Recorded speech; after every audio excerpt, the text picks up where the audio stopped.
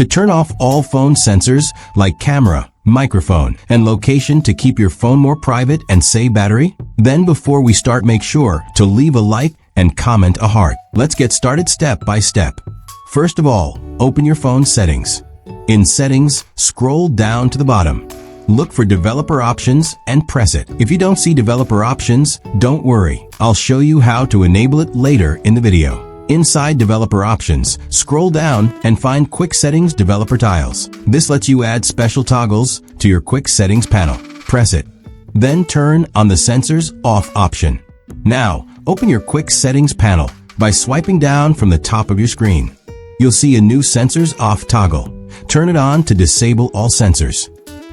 If Developer Options isn't visible, go back to Settings.